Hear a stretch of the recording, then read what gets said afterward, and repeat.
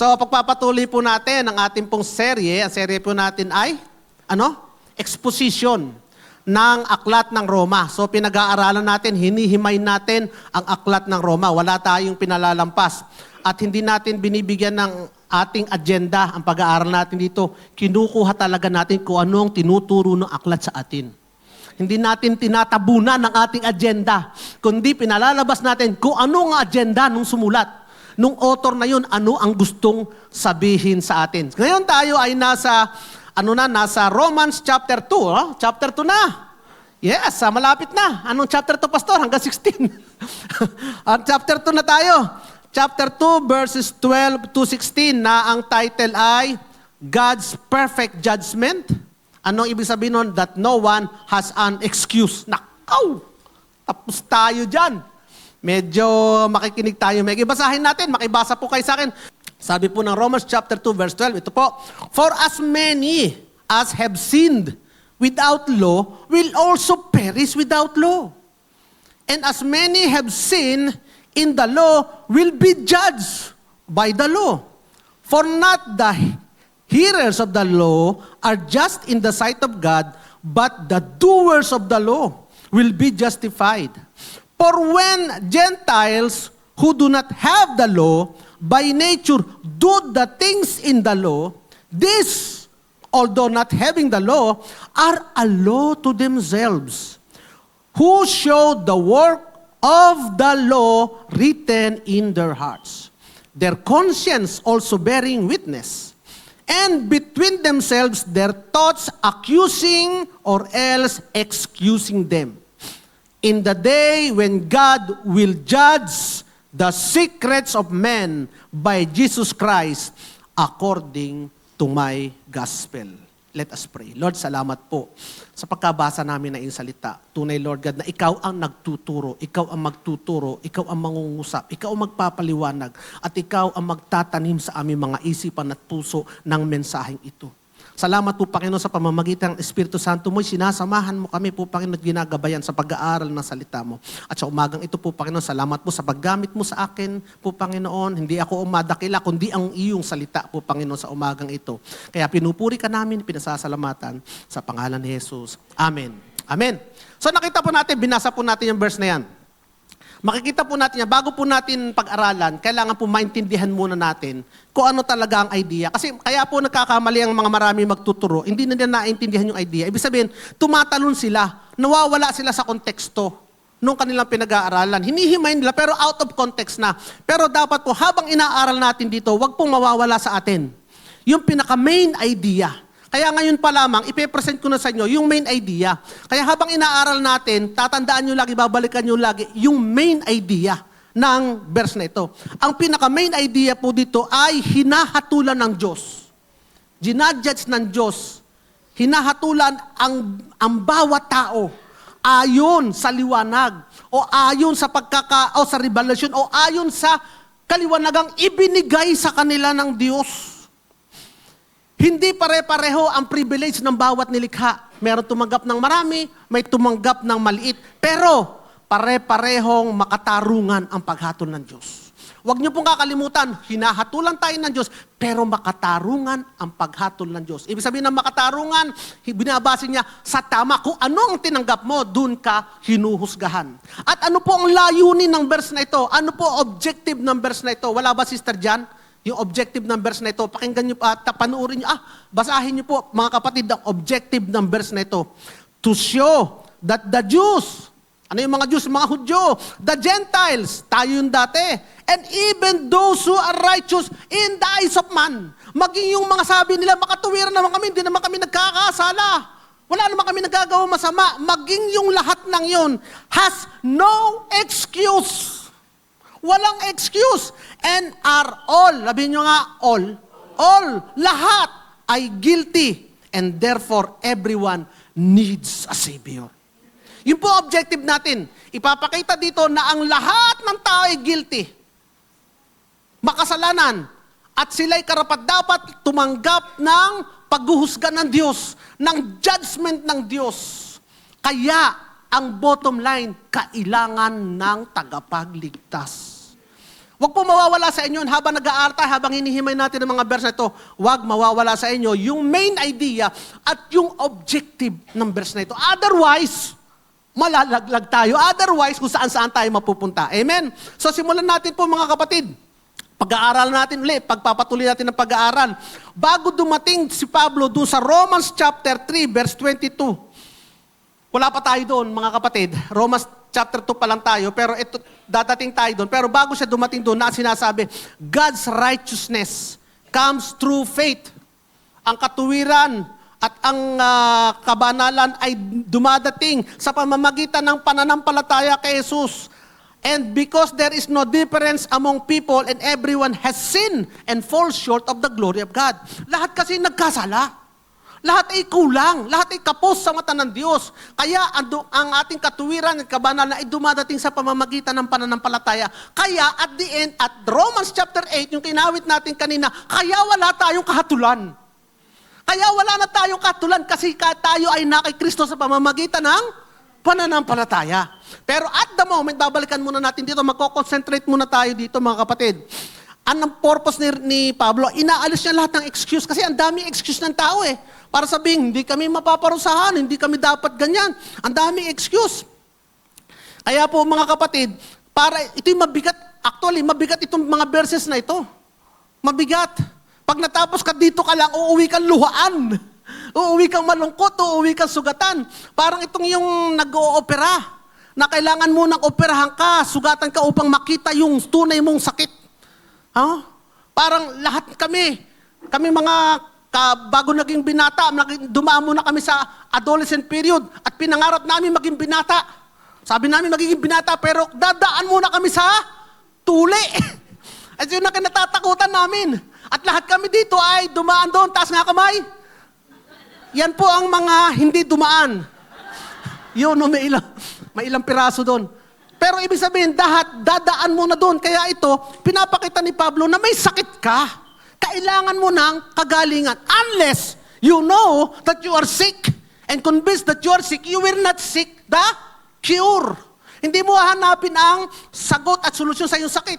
Ako na may nagtataka sa mga bakit yung mga mga kamag-anak ng mga may sakit, na-diagnose yung isang tao na may cancer. Huwag niyong sasabihin na cancer siya. Bakit niyo itinatago? Ay siya mismo ang may sakit. Siya mismo ang magsasuffer. Ay itinatago sa kanya yung tunay na diagnosis na siya ay may sakit at mamamatay. Hindi ba siya ang dapat at unang may karapatan na makaalam na siya mamamatay sa sakit? Amen po? Tama po ba? Ay bakit itinatago at ayaw sabihin sa may sakit? Parang ganun po, tayo ang mamamatay kung hindi tayo magsusubject ng solusyon. Kaya tayo ang dapat unang makaintindi at makaunawa na tayong lahat ay may sakit at kailangan ng solusyon o ng gamot sa ating sakit. Amen po. People will ask, paano mag-judge si Lord ng fairly? Kung yung mga tao namang ito, hindi naman narinig ang Diyos. Tama? Paano i-judge ng Diyos ang mga taong hindi naman siya narinig? Pero sinagot po ni Pablo ito 2,000 years ago. Pero bago natin sagutin, pakita yung sagot ni Pablo, tingnan muna natin yung pinag-aralan natin last week, yung character of God. That God judges, and He is a just God. Yun ang dapat natin maintindihan. Ano ang karakter ng Diyos na ito na nagbibigay sa atin ng katulan? Siya po ay God who judges fairly. Tama. Dapat maintindihan natin ito kasi ang judge natin ito ay hindi lamang nag-exercise ng justice, kundi He is also justice. Siya mismo ay justice. Character niya yun. Kaya hindi siya maaring pag nag-judge o naghusga, kasi sa mundo natin maraming mga judge na mali Tama? Maraming mga maling mga judge. Pero ang Diyos na ito, hindi nagkakamali. He never makes mistake. Kapag ang Diyos ang humatol sa iyo, hindi yun mali. Kasi hindi siya nagkakamali. Hindi rin siya nagkakamali sa ebidensya. Maraming judge na nagkakamali, mali intindi sa ipinresent na ebidensya. Hindi siya nag-judge based on rumors. Dahil sa mga sabi-sabi. Hindi siya nag-accept ng bribe. He never show favoritism. He cannot be manipulated. Marami mga judge din sa mundo na manipulated. And he cannot be deceived. Hindi man siya ma-manipulate, pero nadadaya naman, but he cannot be deceived because he knows everything. Kaya ang judgment niya ay always perfect. Kasi ang karakter ng Diyos na ito ay perfect. Kaya sa Romans chapter 2, ina-assure tayo ng mga believer ng righteousness and complete justice judgment of this God. Kaya tayo mga believers, tayo ay may comfort. Tayo may kapanatagan. Ang nakakatakot ay sa mga hindi mananampalataya. Kaya dapat sila ay magising. Kaya dapat na ipipreach ito sa mga hindi pa mananampalataya. Kasi hindi nila pwedeng sabihin sa harap ng Diyos na, Lord, unfair ka sa amin. Hindi niya pwedeng sabihin niyo sapagkat ang Diyos na ito can never be unfair. Because He is a judge, just judge, matuwid na hukom.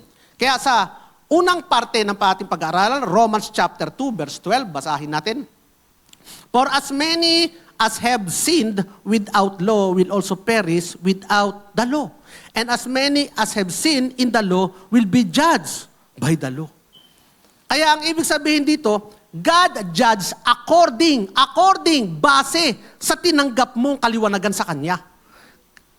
In short, ang sukatang tinanggap mo, ang sukatang gagamitin sa iyo. Kaya nga, makikita po natin, dinivide agad ng verse na ito ang dalawang klase ng tao, hindi bad or good. Ano ang division na ginamit dito? Depende sa kanilang tinanggap. Yun ang division. Una, letter A, those without the law. Ito ang division, those without the law and those who have the law. Sino po yung mga taong without the law, mga kapatid? Gentiles. Tama? The Gentiles, ang mga walang kautusan, hindi nila tinanggap ang kautusan galing kay Moses, hindi nila nakasama si Moses, hindi sila nakapasok sa templo, hindi nila nabasa ang scripture, hindi sila nakapagbasa ng Bible. At most people, karamihan ng tao throughout the history belong to this group. Karamihan ng tao. Pero tingnan natin mga kapatid, hindi sinabi doon na sila inosente kasi hindi nila nabasa ang kautusan. Hindi sinabi doon sila inosente. Bagkus ang sinabi doon, for as many as have sinned without the law. Anong ibig sabihin? They still sinned. Nagkasala pa rin kahit walang kautusan. Kaya po yung absence of the written law, kahit wala ang kautusan, hindi nangangahulugan ang tao ay hindi na nagkasala. Yung absence of the law does not mean there is no sin. Ibig sabihin, kung wala kang kautusan, wala ka ng kasalanan. Hindi! Naandun pa rin ang kasalanan. Man is sinning with or without the law. Bakit? Kasi they violated yung kaliwanagang ibinigay sa kanila ng Diyos at makikita natin mamaya yan. Because God placed every person conscience. Makikita natin mamaya. They knew enough the right from wrong. Alam ng tao kahit walang kautusan, ang mali at tama. Tama o mali? Tama.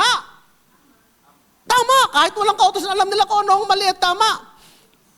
Pero pinili pa rin nilang magkasala. Therefore, they are accountable. Therefore, they are guilty.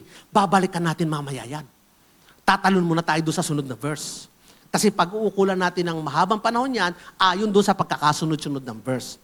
So, naintindihan natin, hinati ang dalawang klase ng tao, ang may kautusan at ang walang kautusan. Pero kahit wala kang kautusan, ikaw ay guilty. Nagkasala pa rin. Amen. To those with the law naman. Sino naman tong may mga kautusan? Kala ko yung mga anak. Daming utos ang ama. The Jews, ang mga Hudyo, sila ay may kautusan. They possess God's written revelation. They knew the Ten Commandments. They heard the prophets. They walked with the prophets. They have memorized the scripture. They attended the synagogue. Umattend sila sa mga sinagoga. At kung sino man ang mas dapat nakakaalam ng loob ng Diyos, walang iba kundi ang mga Hudyo. Tama mga kapatid? Pero ano sabi ni Pablo? They all sin. They also sin. Makita natin ang contrast mga kapatid.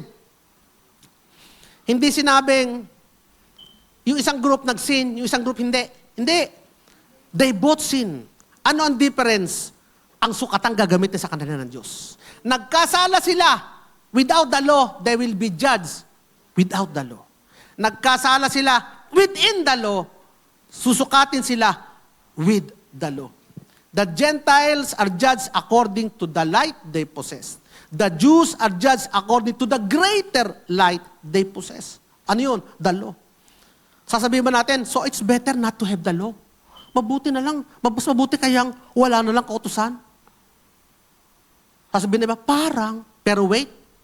Di ba, all is guilty with or without the law. And all are judged. Kaya nga mga kapatid, titingnan natin, God's judgment is based on light. Base sa kaliwanagan, hindi sa privilege. Hindi ginadjudge ng Diyos ang tao according to the privilege, but according to the privilege they receive. Ulitin ko. Yung tao na without the written law, walang kautusan, hindi ginadjudge as though they have read the law of Moses. Yung hindi tumanggap ng kautusan ay hindi hinahatulan ayon sa kautusan. Kaya, mga kapatid, kung ikaw ay hentil, hindi ka paparusahan ng Diyos dahil kumain ka ng baboy. Kasi hindi naman kautusan nyo sa mga hentil. Kung ikaw ay hentil, hindi ka paparusahan ng Diyos dahil kumain ka ng tulingan. Dahil hindi naman yung kautusan sa mga hentil. Kanino nakautos yun? Sa mga Hudyo. Kaya mga kapatid, those who receive God's written law ay hahatulan ayon sa kautusang kanilang tinanggap. In other words, mga kapatid, yung justice ni Lord ay hindi random. Hindi ito across the board. Ito ay fitting kung sino ang ginajudge. Anong ibig sabihin ng across the board? A teacher, nagbigay ng sa science, halimbawa, Sir Marvin, palagay natin yung teacher si Sir Marvin. May mga section siya na dumadating, section A, section B.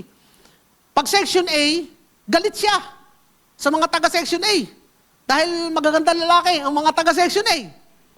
So hindi siya nagtuturo doon. Mga taga-section B, nagtuturo siya. Tinuturo niya lahat.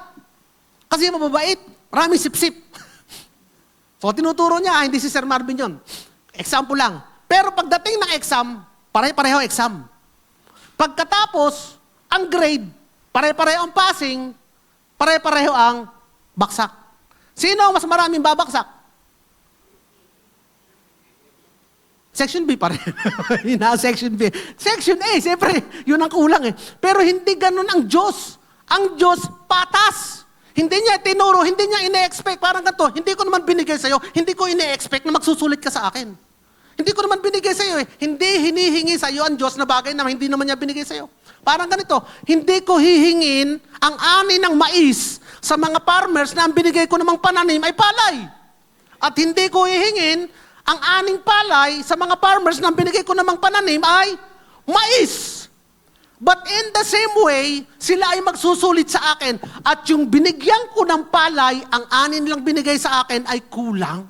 Kapos pa rin. At yung binigyan ko ng mais, ang ani nilang binigay sa aking mais, ay kulang pa rin. In both ways, in both situation, pareha silang kulang. And they are both guilty.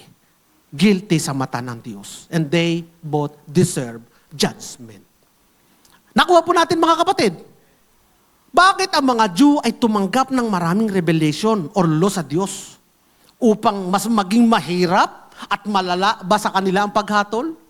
Parang ganun eh. Bakit mo sa amin ibinigay ang daming kautusan upang kami ay husgahan sa napakaraming level, napakaraming sukatan?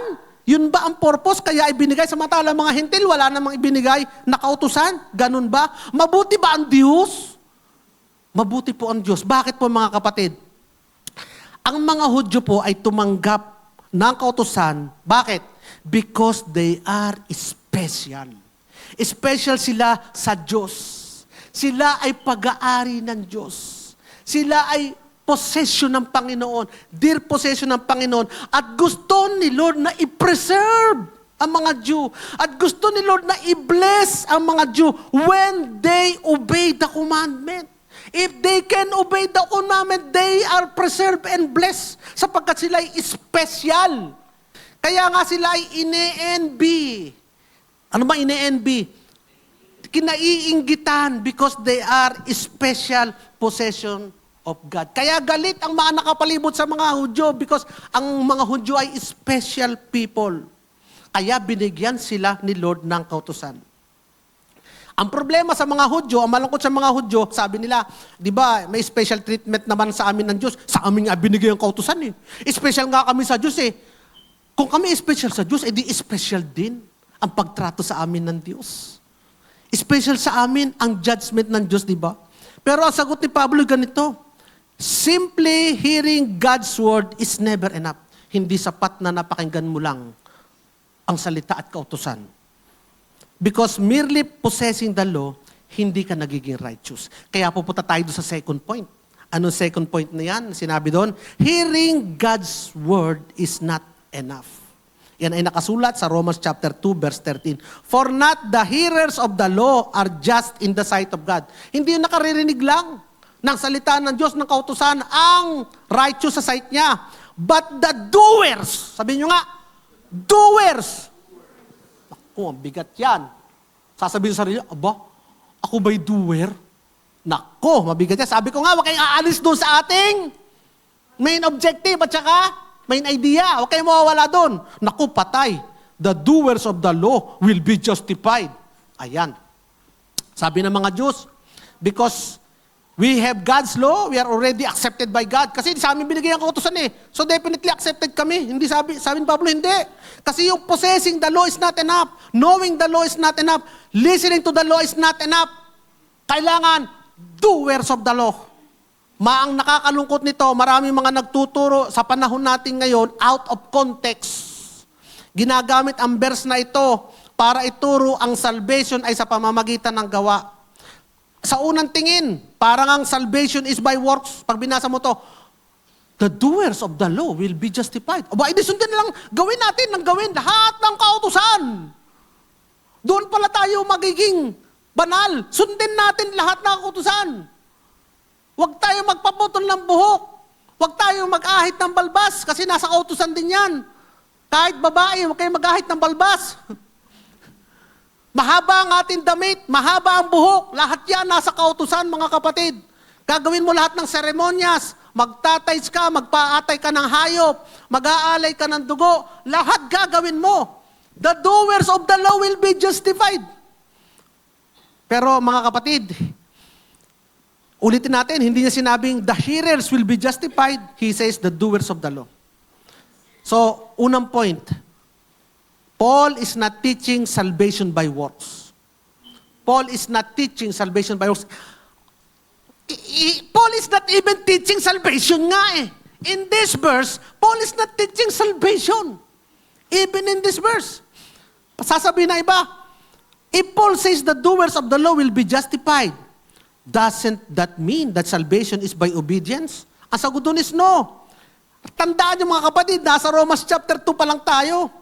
At ang kausap niya dito ay mga Hudyo. At nasa proseso pa lamang siya ng pagtatabas. Nasa proseso pa lang ng pag-aalis. Paul has not arrived in Romans 3. In fact, yung Romans chapter 2 is not teaching the Jew how to be saved. Romans 2 is teaching us that everybody needs to be saved.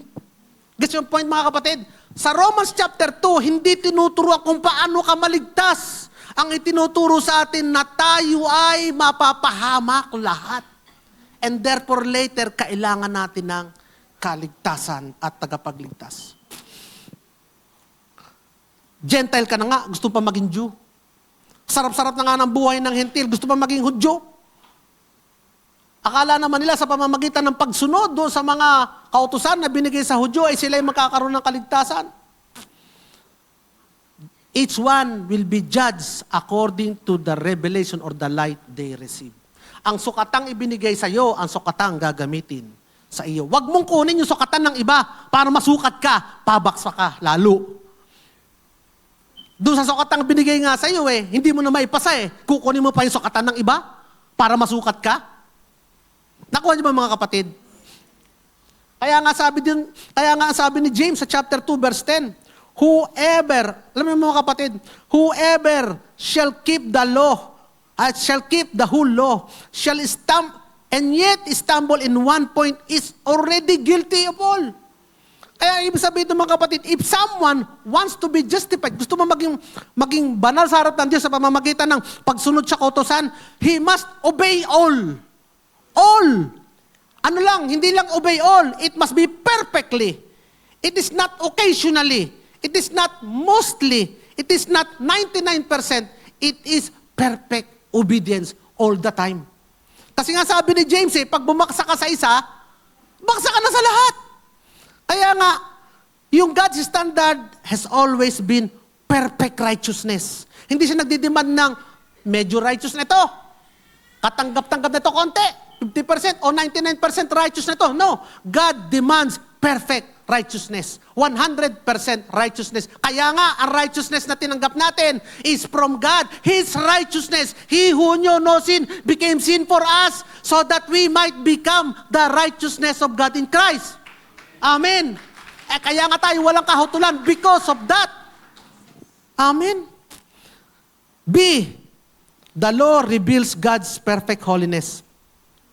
Why cannot be saved by the law? Bakit hindi tayo may liligtas ng kautusan? At bakit ibinigay pa ang kautusan? Not because people could save themselves by obeying or by keeping it. Kasi the law reveals yung character ni Lord. Ano yung character ni Lord? Holy siya. The law exposes naman yung our sinful nature. The law reveals yung perfect holiness. The law exposes sinful nature naman natin. And the law shows the gap. Pinakikita ng law kung gaano kalaki ang difference natin, ang distance natin to God. Kaya nga sabi ng Romans chapter 3 verse 20, by the deeds of the law, no one will be justified. Ay bakit nga sinasabi ni Pablo? Tanyo ha, but the doers of the law will be justified. Pero sabi niya sa Romans 3:20, by the deeds of the law, no flesh will be justified.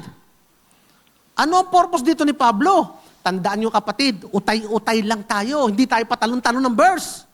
Utay-utay tayo naglalakad. Ipinakikita pa lang ni Pablo ang kahinaan at kakulangan ng tao. Para ipakita ang imposibleng standard ng Diyos. Nasa standard niya, ang lahat ng tao ay guilty. Guilty tayo kapatid sa standard ng Diyos. Tingnan niyo nga katabi niyo, mukha bang guilty yan? Guilty yan sa harap ng Diyos. Ang doer, ang ibig sabihin ay 100% obeyed it. Ang question ito, who has actually done it? Who has perfectly obeyed law every day of his life? Who has loved God with all his heart, all his soul, all his strength, every second of the day? Who has never lied? Who has never lusted? Who has never hated? Who has never become proud? Who has never became selfish? Who has never doubted God? And who has completed all the ceremonial law? Ano sagot? Sino? No one. No one. Hindi si Jesus Christ yet. Wala pa tayo dun. But in this ano pala, context pa lang nito, no one. No one. Kaya nga sabi sa Romans chapter 3 verse 23, there is none righteous, not one. Kasi ang intention ni Paul ay dalhin lahat tayo doon sa sitwasyon na talaga sasabihin nyo, wala na. Ma-realize na lang lahat ng nagbabasa ng sulat ni Pablo, and now, even us, sa mga unbeliever, to realize na sasabihin nyo, talaga palang I am guilty. And I need Savior. Guilty ako. Sabihin nyo nga yan, alam mo na, by this verse, I am guilty and I need a Savior. Salamat na lang, meron tayong Savior. Salamat na lamang, letter C, Christ, the only true doer of the law. Salamat na lamang. There is only one doer of the law. Ang pangalan niya ay Jesus Christ. Bakit? Because every command na binigay ng Ama, sinunod ni Jesus. Every temptation, he resisted. Every motive, perfectly pure. Every thought, perfectly holy. Every word, perfectly true. Every action, perfectly righteous. Kaya nga sa Romans chapter 2, the doers of the law will be justified. And ultimately, sino lamang ang tao na nagpulpil perfectly the law? Jesus Christ.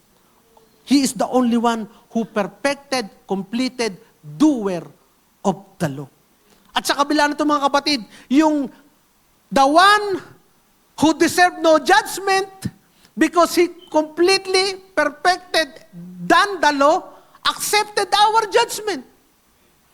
Sino? The one who perfectly kept the law, accepted the penalty. Para kanino? Para sa atin. Sino ba tayo? Breaker of the law. So the one who obeyed the law, the one who perfected by his obedience the law, received punishment. And the one who obeyed the law did it for the one who has broken the law. Ang sumunod at tumupad ng kautusan, tumanggap ng parusa, kahit wala siyang nagawang mali. Ang sumunod at tumupad ng kautusan, ginawa niya ito para doon sa mga bumali ng kautusan. Hindi ba dapat kapalakpakan natin ng Panginoon? Ginawa yun para sa atin. Ngayon, balik tayo doon. Balik muna tayo doon sa iniwan natin kanina. Paano yung mga taong hindi naman nakatanggap ng scripture, ng kautusan? Paano sila i-judge ni Lord? Kaya nga, susunod natin sa verse 14 and 15. Sinasabi niya doon na kahit yung mga walang kautusan, they were given something. God gave them a witness inside them. Part 3. Basahin natin. Romans chapter 2, verse 14 to 15. For when the Gentiles who do not have the law, by nature, do the things in the law, these, although not having the law, are a law to themselves. Wala silang kautusan, pero may law rin pala sa kanila. Who show the work, brackets are mine, principle of the law written in their hearts, their conscience also bearing witness, and between themselves their thoughts accusing or also excusing them. Ito ang sagot sa tanong, papaano yung mga hentil? Walang kautusan na kailangan sundin. Therefore, walang kautusan na pwedeng baliin. Therefore, walang kasalanan. Papaano mga pinanganak sa lugar na wala namang nagmisyon, walang misyonero, hindi nakarinig ng Bible? Who will judge them? Will God still judge them pag sila ay bumali sa kautusan? Na wala naman silang daladala o nakasulat na kautusan? Ang sagot, yes. Because they possess not the written law, they possess something God gave them. Witness, another witness. Ang sabi ni Lord, isinulat sa puso nila. Isinulat sa puso. Basahin natin sa verse 14. For when the Gentiles who do not have the law, ano ang pinag-uusapan na dito? Mga hentil na. Ano yung mga hintil nito? Hindi naka-receive na commandment. Hindi sinabi doon ni Pablo, tanyo ha, by nature do the things contained in the law. Anong ibig niya sabihin doon? Hindi niya sinabing, they perfectly obey God law. At sinasabi niya doon, even though yung mga tao to, kahit walang mga Bible, alam nila kung anong tama at mali. Katulad ng law, by nature. Paano? Bakit ganon? Bakit ganon? Because God placed Himself moral awareness within every human heart. Nakasulat sa puso ng bawat nilikha ng Diyos. Ikaw ba'y nilikha ng Diyos? Yes. May isinulat si Diyos, ang Diyos sa puso mo na kanyang nature. To know and to distinguish moral from right or wrong. Tingnan natin to. Point 1. The work of the law is written in their heart. Hindi sinabi doon ni Pablo na, the law is written in their heart.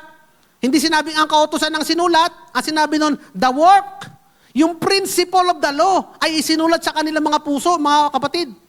Kaya dapat dito maintindihan natin ang very important thing. Hindi sinasabi doon, Paul is not saying that every person naturally knows all God's commandment. Hindi all God's commandment. Pero ang ibinilagay doon ay yung inner awareness of right and wrong. Kami ay nagpunta ng Vietnam. Meron kaming tour guide. Nung kami kakain na sa buffet, kakain na kami, magsisimula na kaming kumain. Meron kaming kasamahan na nagtanong, Mr. Beck, ang pangalan niya ay Beck. Mr. Beck, you look like Vietnam. Mr. Beck, what is your religion? Ang sagot niya, I know her religion. I know religion. No religion. Because I only believe morality. Because all religion, I know, only talks about good morality. And I believe in good morality. It only talks about morality. So, ibig sabihin, lahat ika ng religion, isa lang yan. Itinuturo lamang niyan ang kabutihan. Nung oras na yun, nung narinig ko yun, tumayo ako. Hindi ko siya inargue. Hindi ko siya kinontra. Bakit? Kasi ang haba ng pagkain, ang dami pa pagkain eh. Buffet, hindi pa ako nakakakuha. Gutom na kami. Mahaba yung diskusyon na yun. Kaya tumayo ako, iniwan ko siya. Pagbalik namin, nagkwento siya, hindi ko na rin siya kinontra. Kasi, by nature, tama mga kapatid, alam niya kasi, it is God's nature to put people yung magturo ng morality. And He put a judge, a law to Himself. Sabi niya, ang batas niya, morality. Pag tama, gagawin ko. Pag mali, hindi ko gagawin. So, hindi ko na siya kinontra kasi pag kinontra ko siya, baka kami kung saan dalhin. Pero he is a very good tour guide. Baka kami ay mais-scam o kung ano, pero very good, maganda. At least, maganda yung kanya. Pero when he break it, will he still be judged? Yes. Because that became the law to himself. Naging kautusan na para sa kanya. He is partially correct. Partial lang yung correct niya. Kasi anong mali niya? Hindi niya nakita na there is a difference between Christianity and all the rest of religion. Christianity is the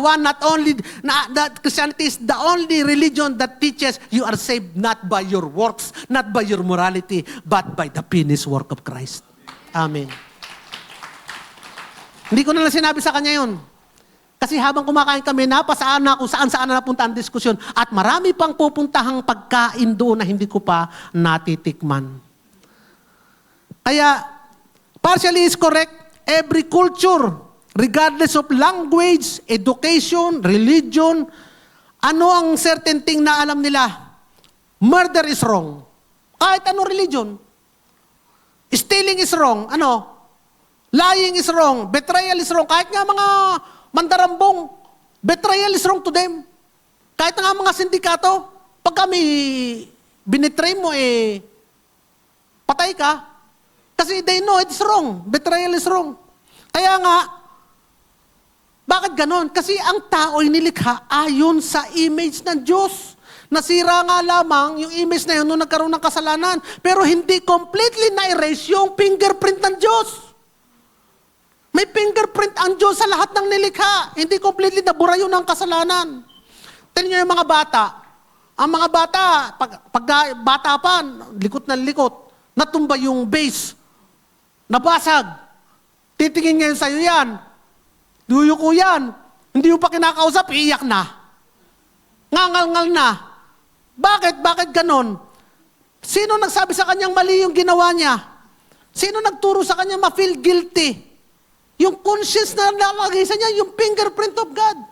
Ang nagtuturo ng mali yung mga magulang, sasabihin na, okay lang anak, okay lang yan.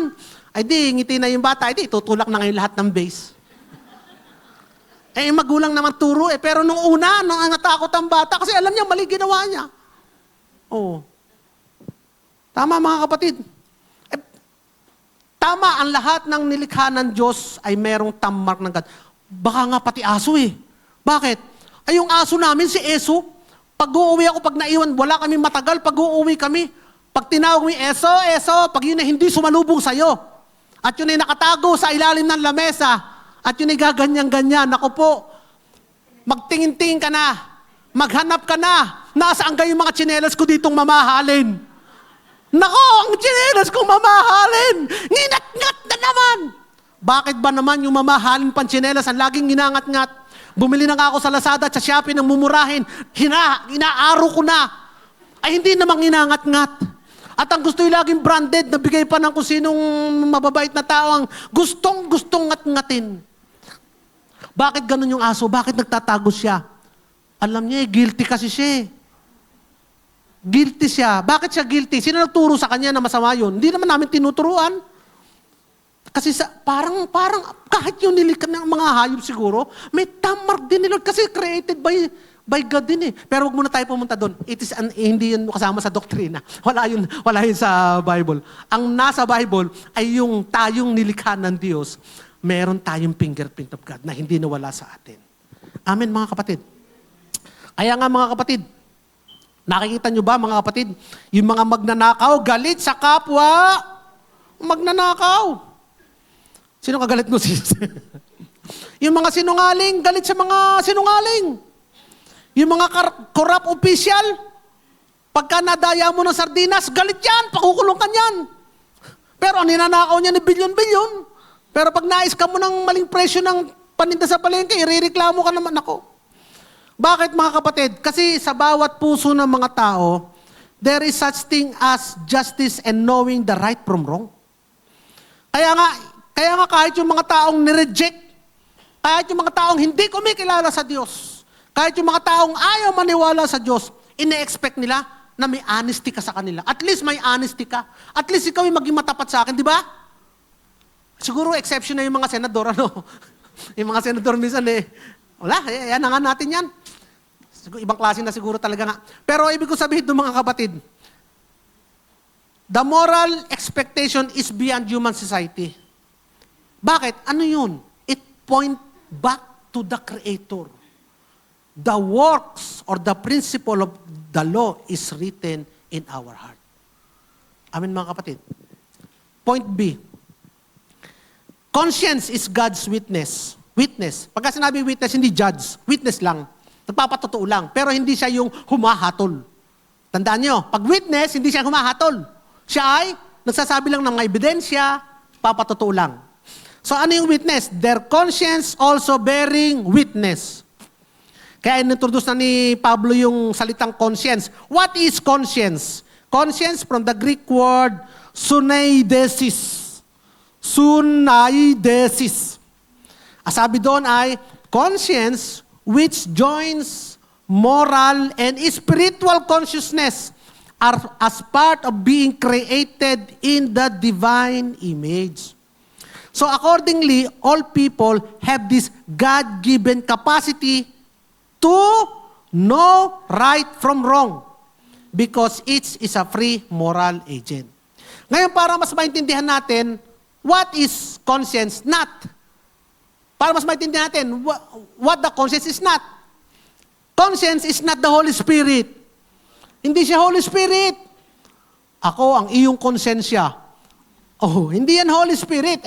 Kung ang konsensya mo, basta. Hindi rin yan voice of God. Kaya, hindi siya always correct. Kaya, hindi siya always source of truth. Bakit po? Ito po, pansahin natin. It is an internal witness. Wala ba dyan, sis? Not judge.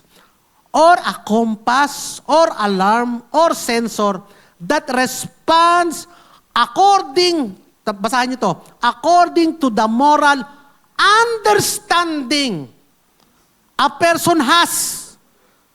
So nakadepende kung ano ang pagkakaunawa niya. Nakadepende kung anong tinuro sa kanya.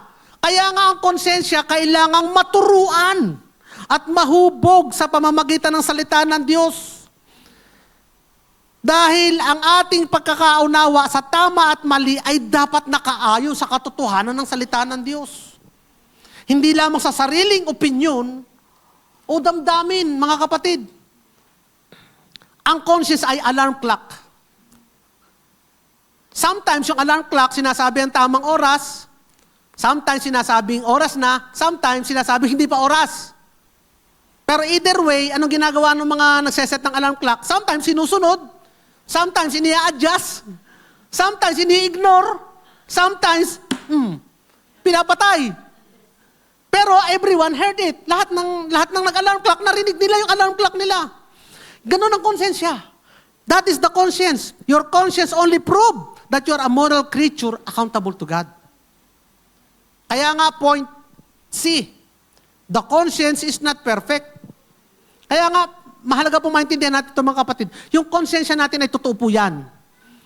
Pero hindi siya infallible, o hindi siya perfect, o hindi siya accurate. Ang konsensya natin pwede maging mahina, ang konsensya natin pwede maging misinformed, pwede din tumigas ang konsensya. Sabi nga ni Pablo, maging kalyus ang konsensya. Kung lagi natin itong ini-ignore, it eventually, later, magiging insensitive ka na sa konsensya mo.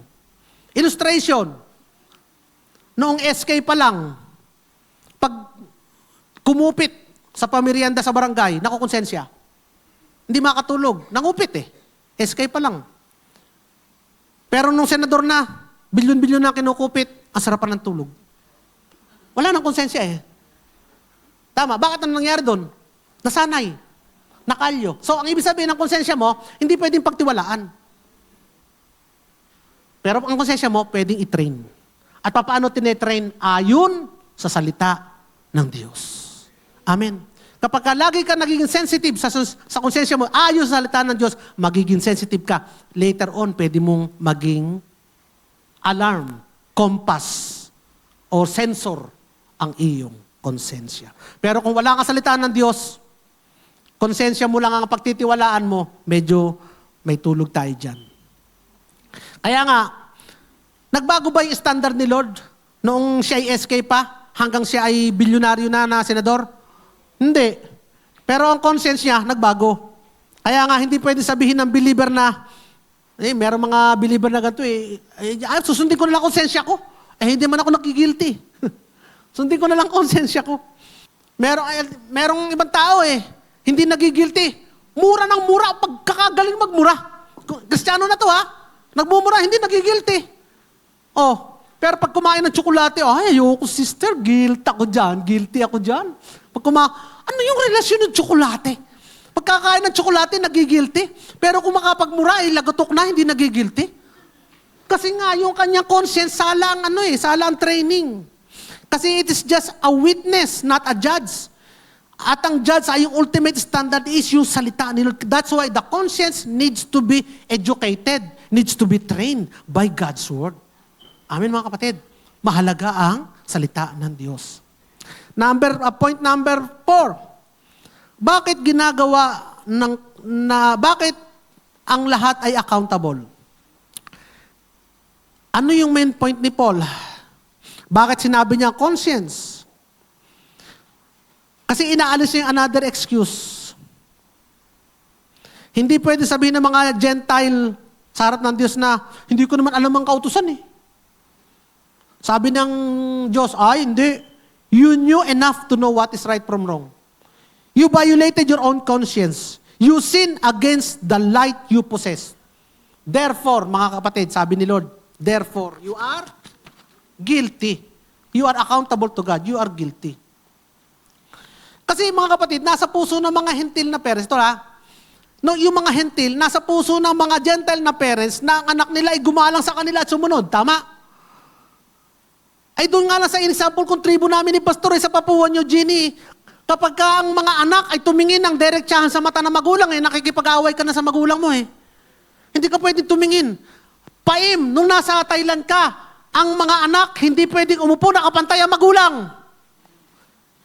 Kasi nire-respeto mo ang iyong mga magulang. May law ba yung mga yon? May commandment ba doon? Wala. Pero and yet, alam nila ang paggalang ng anak ay mahalaga na gumalang ka sa magulang. Kaya ang ginawa ng Panginoon, isinulat sa kautusan. Isinulat sa mga Hudyo. Respect your parents because that is the only commandment with a promise that you will live a long and prosperous life on this world. Kaya sinulat tuloy ni Lord sa mga Hudyo para sundin kayo ng Hudyo. At isabuhay nila. At mabuhay sila ng long and prosperous life. Pero doon ba sa mga hentil, hindi ba nila alam na mahalaga ang gumalang sa magulang?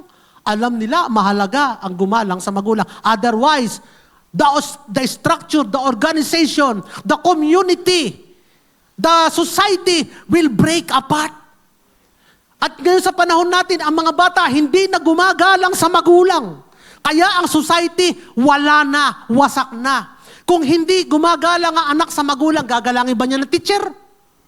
Gagalangin ba niya ang principal? Gagalangin ba niya ng matatanda, ang tito, ang lolo? Ang mga punong bayan, wala nang gagalangin yan. Kaya ang mga tawag sa mga batang ganyan ay walang galang. Ay hindi gumagalang eh. Kaya mahalaga, kaya isinulat ng Biblia. Gumalang ka, kaya isinulat na. Pero nung hindi nakasulat, ine-expect ba? Nakasulat ba sa puso na mahalaga ang gumalang?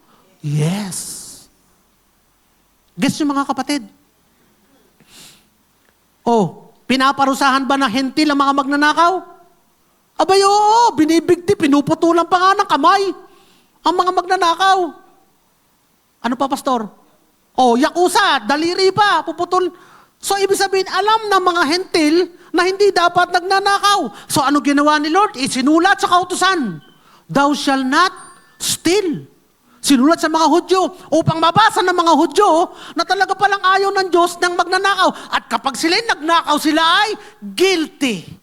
Ang mga hentil, pinuputol ang kamay, pinuputol ang lahat. Si Bonifacio naputulan. Ibig sabihin, guilty. Sinulat sa kautusan upang makita at makita nakasulat. Ayan, may ebidensya na. Nakasulat na. Guilty. Guess nyo ba mga kapatid? So, hindi excuse yung wala kang kautusan.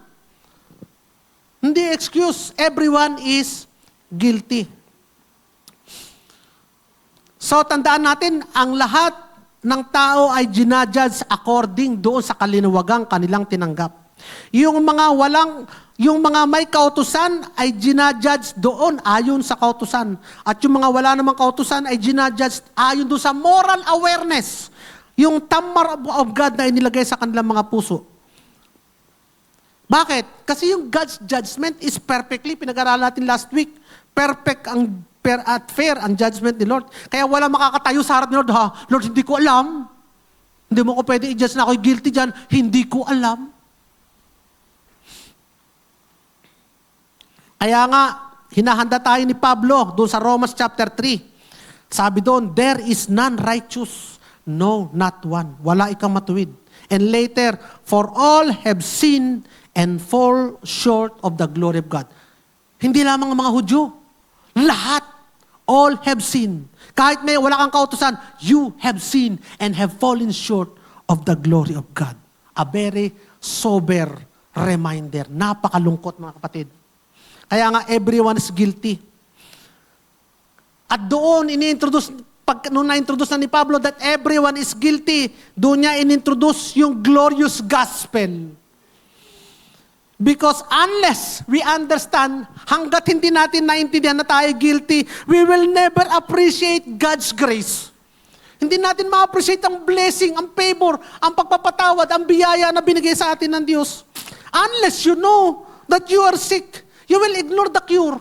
Kung alam mo na, kung hindi mo alam na ikaw ay may sakit, babaliwalain mo lang ito ang solusyon sa sakit. Ito ang solusyon sa cancer. Bakit wala naman akong cancer? Di ba? At kung hindi mo alam na ikaw ay may sakit, at biglang nawala yung sintomas, tamo, wala nga akong sakit. Ano, di ba ganun ang reaksyon natin? Hindi mo alam na may sakit ka, pero may nararamdaman ka, kung sakit ng aking ganito, sakit na ganito, yung pala'y cancer na sa utak, masakit dito, layo eh. Umiikot yun. Pero biglang nawala, tama, wala naman talaga ako sakit. Hindi pa nabigyan ng glory. Hindi mo ba alam, kaya ka gumaling, ang dami nag-pray sa'yo. Pinag-pray ka, nilay hands ka, dinalo ka, may nagpe-pray dito, may nagpe-pray doon, may nagpe-pray sa abroad para sa'yo, araw at gabi, pinag-pray ka. Nung gumaling ka, ay tama, wala naman talaga ako sakit, mayabang ka pa. Hindi ba nabigyan ng glory ang Diyos? Hindi ba napasalamatan yung dapat pasalamatan? Kasi hindi mo alam na may sakit ka. Pero kung alam mo na may sakit ka, At yun ang ginawa ni Pablo sa lahat ng tao. Pinaalam sa atin na tayo lahat ay may sakit at kailangan natin ng kaligtasan. Ang sakit natin hindi basta sakit, hindi sipon, hindi ubo, kundi cancer na mamamatay ka, siguradong kamatayan sa impyerno. Pero ipinresent ni Pablo, may sakit ka, may sakit ka, may sakit ka. Kailangan mo ng kagalingan. Hanapin mo ang kagalingan. Eto na, hindi mo ka nakapaghirapan. Ipine-present ko sa'yo. At ipe-present ko sa'yo sa Romans chapter 6, Romans chapter 3, later on, ang solusyon sa iyong sakit at karamdaman. Amen, mga kapatid. Palapakan nga natin ng Panginoon. Kaya nga, ano pang personal application dito? Yung conscience daw, is not merely making you feel bad. Hindi basta pinasasama, ako'y nakukonsensya. Akala mo naman sa konsensya. Huwag ka nga makonsensya, nakakapagpa-depress ka lang. Akala mo kasi yung konsensya, pampa-depress lang. Ano ang konsensya? Pinopoint ka dun na may Savior eh. Bago tayo maligtas, mga kapatid, bago pa nung hindi pa natin kilala si Jesus, yung conscience, ano ginagawa sa atin? Kinokondemn ka. Ginigilt ka. Kinokondemn ka.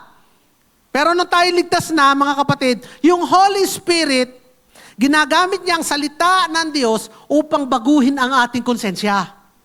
Kasi mga kapatid, nung hindi ka paligtas, anong ginagawa sa'yo ng konsensya? Wala, mali yan, lagot ka, mamatay ka, hala. Pero nung ikaw ay ligtas na, anong ginagawa? Yung Holy Spirit naman. Sa pamamagitan ng salita ng Diyos, binabago niya ang konsensya natin upang yung konsensya mo at yung Holy Spirit maging iisa at maging sensitive ka sa leading ng Holy Spirit. Bakit dati hindi ka sensitive sa ganun? Tayo nga dun sa mag-inom. Tayo nga dun, inom, barik, etc. Taya, sugal, etc. Hindi ka nakukonsensya. Wala nang isusubo si Mrs. Ayaw mo yung kamay ng kapitbahay mo na isubo niya. Hindi. Wala na isusubo, pero isusugal pa rin. Wala na makain, pero ipag-iinom pa din. Pero hindi na ako konsensya. Bakit hindi na ako konsensya? Kasi sanay na. Pero nung na-born again, ano nangyari sa kanya? Ano nangyari? Ganun pa rin. Hindi na. Nakukonsensya na siya. Bakit? Yung Holy Spirit binago na. Yung kanyang konsensya. Naging sensitive na. Naging sensitive na. Sino ngayon ang huhusga? Sino ang huhusga sa atin? Sa verse 16, the judge of all mankind. Sino ang judge of all mankind? The judge of all the guilty is none other than Jesus Christ Himself. Jesus Christ Himself. Jesus Christ will judge every secret. Romans chapter 2, verse 16. In the day when God will judge the secrets of man by Jesus Christ according to my gospel. Tingnan po nito, mga kapatid. Hindi niya sinabing God will judge. Sabi niya, God will judge through Jesus Christ. Kasi kilala natin si Lord as Savior. Pero pinakikita po din dito na si Lord ay hindi lamang Savior, siya ay judge din. Dala-dala ni Lord ang measuring stick. Siya ang susukat. Siya ang ating tagapagligtas, pero siya din ang susukat sa ating lahat. Kaya nga, finally, God will judge the secrets of men. Yun. Matindi yun, mga kapatid. The secrets of men. May secret kayo? Oo. Hindi lamang yung public sin ang i-judge. Hindi lamang yung kasalanang nakikita lang ng tao. Hindi lamang yung kasalanang criminal act. Pwede tayong pumasa sa criteria ng tao. Pasado tayo doon sa criteria ng tao na wala namang, hindi naman napasampahan ng kaso, wala namang napabalitang ginawang masama, hindi naman nachichismis, hindi naman na ano yan. Ayos na tao yan. Maaaring pasado tayo doon, pero guilty pa rin. Bakit? Because yung secret, ano ang kasama sa secret? Our motives. Ikaw ba'y minsan nagkaroon ng masamang motibo? Kahit Kristiyano, minsan, masama pa rin motibo mo. Minsan, gusto kong sagasaan yung nagtatraffic doon sa pataas ng UB. Hindi siya nagtatraffic, siya nagkokos ng traffic. Yung nagtatawag ng sasakay sa taas ng UB, yung lagi nakataas ang tiyan doon. Kasi may nakasaksak dito kaya nakatasan dyan. Tatawag na yan.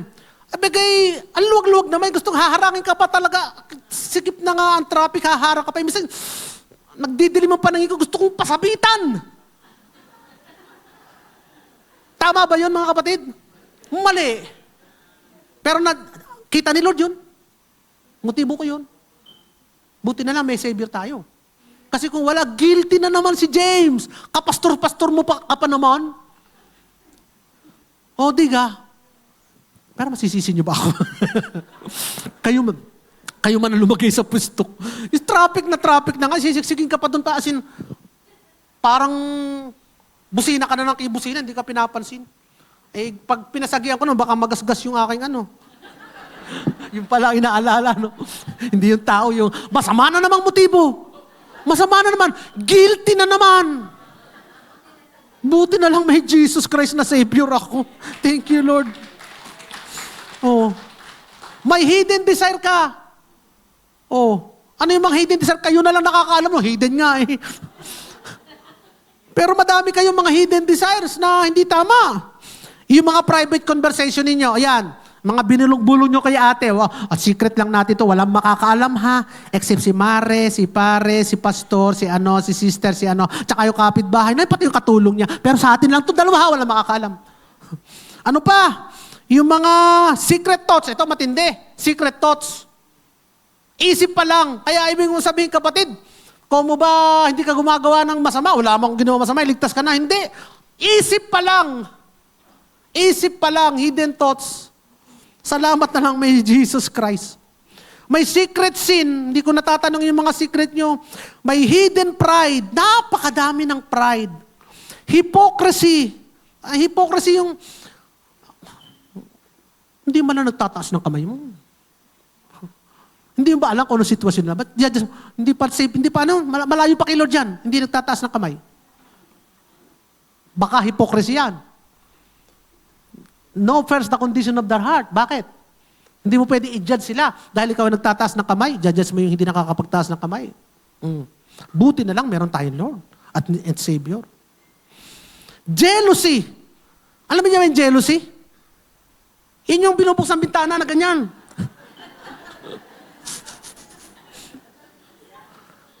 Jealousy. Ay, mga Bisaya, madami.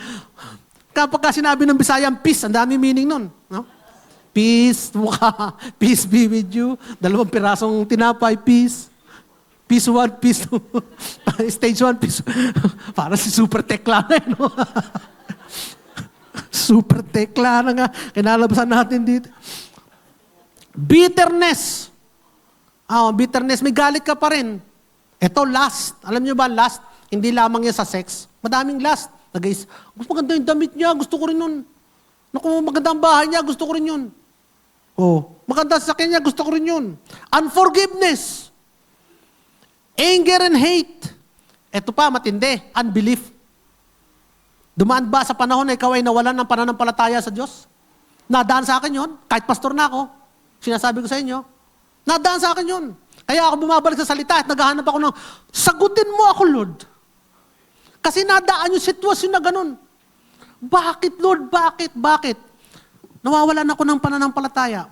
So anong ginagawa ko? Bumabalik ako sa salita, Lord. Sumasagot naman si Lord. Ang kadalasan yung sagot na maganda, my grace is sufficient for you. Bakit hindi nangyari to, Lord? Bakit hindi ko nakuha to, Lord? Ba't hindi ito? Bakit siya may sakit? Ba't ganito? Ba't kinuha mo siya? Ang sagot ni Lord, my grace is sufficient for you. Kahit nawala siya, kahit hindi mo nakuha to, yung biyaya ko'y sapat. Pwede mong gamitin at pagtiwalaan ang aking biyaya sa iyo. Amen, mga kapatid. Pero nagkasala ba ako? Yes! Because nag-doubt ako kay Lord. Because doubting is a sin. Pangalawa, unbelief. Nasabi ko na pala yun. Priority in our heart. Priority ng puso natin, mga kapatid. Guilty ka ba ng priority? Tingnan natin yung nakasulat sa Matthew chapter 19. Yung rich young ruler. Sabi niya kay Jesus, Jesus, ano pang kailangan kong gawin para ako'y magmana ng kaharian ng Diyos? Aba, sabi ni Jesus, sundin mo nakasulat sa kasulatan, Huwag kang papatay, huwag kang magnanakaw, huwag kang mangangalunya, ibigay mo ang kailangan tulong. Lahat sinabi ni Jesus. Sabi nung rich young ruler, abay, nagawa ko ng lahat yan. Nagawa ko yan. Di sumagot si Jesus. Sabi ni Jesus, isa na lang ang kulang. Pagbili mo lahat ng iyong ari-arian, at ibigay mo yung pinagbentahan. And then, sumunod ka sa akin. Anong sagot nung Wala. Umalis siya. Ang point doon, mga kapatid.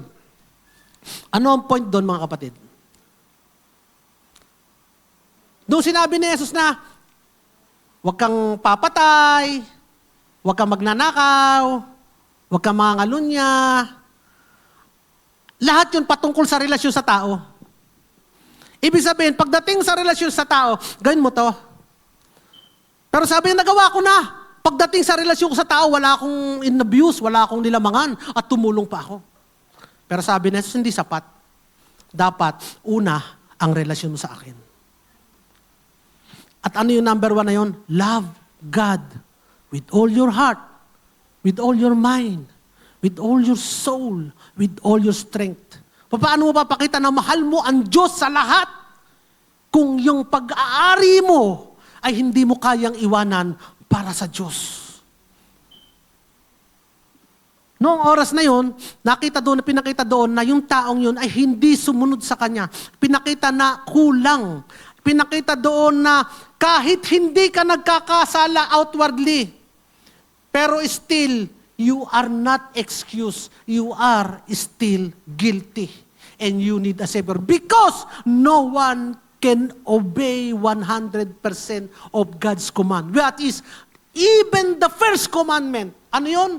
Love God with all your heart, with all your mind, with all your strength, with all your soul. Love Him above all the rest. Ikaw ba, kapatid, can you fully say, honestly say, that you love God above the rest? At all times, at every moment of the day, kung dumadaan yung asawa mo sa problema, may cancer yung asawa mo, wala ka ng trabaho, doon ka na nakabantay, araw at gabi nagbabantay, nagminister ng gamot, hinahaplos dahil sa may sakit. Can you truly say? Magdududa ka sa Panginoon, minsan, Lord, bakit ganito? At ibibigay mo lahat para lang masave. Buti na lamang mayroon tayong Savior. Buti na lamang. We are all guilty. Buti na lamang mayroon tayong Savior. And we need a Savior. Amen, mga kapatid. Palakpakan nga natin ang Panginoon. Bakit sinabi ito ni Pablo, this is my gospel? Makakatuwa ito this is my gospel. Lagi sinasabi ni Pablo doon, the gospel of Jesus Christ. Pero bakit pagdating dito, this is my gospel? Parang, nabasa ko this is my gospel. Why? Pero kasi dito mo makikita yung, it contains both. Ano yun? Gospel, Christ is the judge, but also Christ is the Savior. Judge and Savior at one idea. Kaya yung gospel, una, sinasabi nun yung bad news. Ang gospel, sinasabi muna sa atin ng bad news, that we are guilty and no excuse. Then, ipepresent sa atin yung glorious news. Christ took our guilt upon Himself. Guilty ka, that's the bad news. Pero Christ took the guilt for us. Kaya we can sing Romans chapter 8. There is now no condemnation to those who are in Christ. Bakit wala nang paghatol sa'yo? Bakit wala nang condemnation sa'yo? Bakit? Na kay Kristo na kasi yung paghatol doon sa guilt, doon sa kasalanang iyong ginawa. Amen, mga kapatid. Palakpakan nga natin ng Panginoon. Kaya in conclusion, the conclusion is this is a beautiful gospel. Yun ang conclusion. So since Romans chapter 1, sabi nga, sa chapter 1? The immoral man is guilty. The religious man is guilty. Diniscuss ni Pastor Rodel. The Jew is guilty. The Gentile is guilty. The moral man. Ano yung moral man? Yung sumusunod sa mga mabubuting asal. Yung sumusunod sa mabubuting gawa. Yung sumusunod sa kanyang konsensya. The moral man is guilty. Because everyone stands condemned. Kaya nga Romans chapter 2, hindi niya tinuturo kung paano tayo maligtas. Tinuturo niyan, bakit kailangan natin ng Savior. Kaya nga, yung Book of Romans, buti na lamang hindi natapos sa Romans chapter 2. Buti na lamang hindi hanggang Romans chapter 2 lamang ang Romans. Kasi maiiwan ang napakaraming katanungan. Ano ngayon ang pag-asa natin? Kung tayo guilty, praise God, meron pang kasunod yung Romans chapter 2. Because Christ is the answer. Yan ang katanungan. Ano ngayon sitwasyon natin? Anong pag-asa natin? Christ is the answer. What is the question? The question is, mapapahama ka. Ano ngayon? Papaano ka? The answer is Christ. Kaya nga tatalon muna tayo at hihiram tayo ng ilang verse dun sa advanced verse na hindi pa natin nadidiscuss. Otherwise, itong preaching ko, iuwi tayong luhaan. But Paul finally declares, but now, the righteousness of God, apart from the law, is revealed. Maganda dun yung but now. Yung but now, ibig sabihin may pagbabago. Kung ikaw ay nasa courtroom, sabi nga ni Pastor Rodel, imagine mo tayo, nandun tayo sa courtroom. Balikan natin yung pangitain na tayo nasa courtroom. Lahat, ikaw ay nakaupo doon. Ikaw yung ginajudge doon, ikaw yung nililitis doon. At ang final judgment sa'yo, ng judge mismo, na rightful judge, na marunong mag-judge, na perfect na judge, ang pronouncement, guilty. Naghihintay ka ngayon ng hatol, umiiyak ka ngayon, naghihintay ka ngayon ng parusa. Kasi wala nang hindi na marireverse, wala nang regional trial court, wala nang court of appeal. Final Supreme Court na, you are guilty. Natatakot ka ngayon. Pero anong ginawa ng judge? Yung judge na nag-judge sa'yo, umalis sa kanyang trono. Hinubad ang kanyang robe. Umupo doon sa kinauupuan mo. Tinanggap ang sentensyang para sa'yo. Ang cross. Kaya nga si Jesus, He lived the life. We failed to live. He obeyed the law perfectly as a Jew. He never violated the conscience as a Gentile, and He never sinned in thoughts, in words. He is true, righteous in everything, even in the secrets of heart. That is the rightful judge na tumanggap ng parusang para sa iyo. Inalis ka sa upuan at siya ang tumanggap. Siya ang ginapos. Siya ang nilagyan ng koronang tinik. Siya ang hinila. Siya ang pinako sa krus. Samantalang ikaw ang guilty. Tayo ang guilty. Umupo ang nag-judge, nagsabing ikaw ay guilty at tumanggap ng kaparusahan siya, nagsabing ikaw ay guilty. He became condemned for us. Yun po yung judgment and mercy. Yun po yung grace. Kaya nga, lahat ng nanampalataya sa Kanya nung siya ay nabuhay, dineclare ng Panginoon na righteous. Dahil ba sila'y matuwid? No, everyone is guilty. But because matuwid si Jesus. Dahil ba sa mabuting ginawa nila? Hindi. Kundi mabuti ang ginawa ni Jesus. Because of His finished work on the cross. Yun po yung grace. That is the gospel of grace. That is the gospel of grace. Thank you, Jesus. Thank you, Jesus. Thank you, Jesus. Amen, mga kapatid. Reviewin po natin. Daanan natin na mabilis. Romans 2:12-16. First, yung God judges every person fairly according to the light they receive. Second, yung hearing God's word cannot save you. Patatlo, every human being possess a conscience that testifies to God's moral standard. At pang-apat, Jesus Christ will judge every secret, making Him both the righteous judge and the only Savior. Anong take-away natin, mga kapatid? Our takeaway, all is found guilty. No one is excused. But Christ took all the judgment for us. So, put your faith in Him. For the righteous shall live by faith. Amen. Purihin natin ang Panginoon. Palakpakan natin ang Panginoon. Hallelujah, Lord. Salamat po, Panginoon. Salamat po sa iyong salita. Salamat po sa katotohanan ng aming narinig ngayon.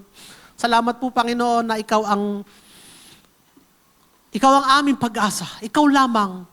At ipinakita mo po, Panginoon, ang solusyon yan, ang pag-asa yan. Hindi mo itinago. You decided not to hide yourself. And you did not even, hindi mo binigay sa amin po, Panginoon, ang paraan upang kami maligtas. Kundi ikaw na po, Panginoon mismo, ang gumawa ng lahat. At ngayon, ipinatatanggap na lang sa amin ang solusyon sa aming sakit at karamdaman. Kaya kami po, Panginoon, kung ikaw kapatid ay naririto at hindi mo pakilala ang Panginoon, ang tanging solusyon sa problema ng buong sanlibutan. Kung ikaw ay nanunood ngayon, hindi mo pakilala ang Panginoon at gusto mo rin tanggapin ang solusyon sa problema ngayon ay nilahad na sa iyo, na ikaw ay may sakit at mamamatay. Tanggapin mo ang nag-iisang epektibo 100% gamot sa ating sakit. At yan ay ang Panginoong Hesus. Sa pamamagitan ng pananampalataya, sabihin mo, Panginoong Hesus, ako po ay makasalanan at mapapahamak, mamamatay sa apoy ng impyerno dahil ako ay isang makasalanan. Salamat na lamang po, Panginoon, na ikaw ang umupo para sa akin na buhay ng walang kasalanan, and yet tinanggap ang parusa sa ng kamatayan sa kasalanan para sa akin. Nung namatay ka sa krus, namatay din ang luma kong makasalanang pagkatao. At nung nabuhay ka makalipas ang 3 araw, nabuhay din ang bago nilalang na galing sa iyo, kamukha mo sa katuwiran at kabanalan. Nabuhay po ang bagong nilikha na galing sa iyo. Salamat po, Panginoong Hesus, na ngayon ang aking pangalan ay nakasulat sa aklat ng buhay at mabubuhay habang panahon kasama mo sa kalangitan. At habang nasa mundong ito, mabubuhay at i-enjoy ang buhay na puspos, liglig, nag-uumapaw, masaya, malusog, at puspos ng pagpapala. Sa iyo ang papuri, pasalamat. Sa pangalan ni Jesus, Amen. Amen. Sige po. Handa po natin ang ating mga puso para po sa ating pagsaperasyon ng tinapay.